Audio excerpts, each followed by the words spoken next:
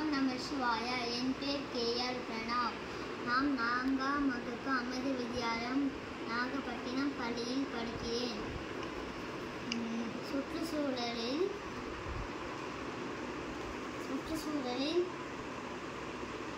ஒரு கதை சொல்ல போகிறேன். அமுதன் என்று ஒருத்தன் ஒரு ஊரில் வாழ்ந்துட்டான். அவங்க அப்பா ஒரு விறகு வெட்டி சம்பாதிக்கிறாங்க. ஒரு நாள் அவன் பீச்சுக்கு போய் கடற்கரை பக்கமாக போய் அங்கே இருக்க நெகிழியெல்லாம் எடுத்து குப்பை தொட்டியில் போட்டான். அப்போ அவங்க நண்பர்கள் வந்து பட்டாசும் வச்சுருந்ததை அப்புறம் புது துணியும் போட்டு இருந்ததை பார்த்தான். அவங்க அப்பா கிட்ட போய் எனக்கும் ஒரு புது துணியும் பட்டாசும் வேணும்னு கேட்டான்.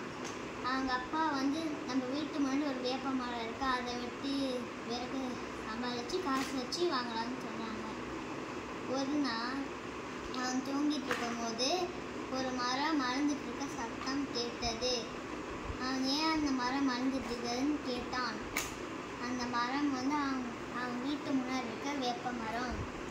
அது சொன்னது, நான் வந்து மழை பெய்ய வைக்கிறேன், நிழல் தரேன், மண்ணையும் நல்லா புடிச்சிக்கிறேன் அப்படின்னு சொன்னது. ஆனால் நீங்கள்லாம் என்னை வெட்டுறீங்க, காட்டில் இருக்க மரத்தையும் வெட்டுட்டீங்க, நான் மட்டும்தான் உங்கள் வீட்டு முன்னாடி இருக்க ஒரே மரம், அதனால் நீங்கள் என்னை வெட்டிட்டீங்கன்னா உங்களுக்கு நல்ல காற்று கிடைக்காது. உடனே அமுதன் தூக்கத்துலேருந்து எழுந்திரிச்சான்.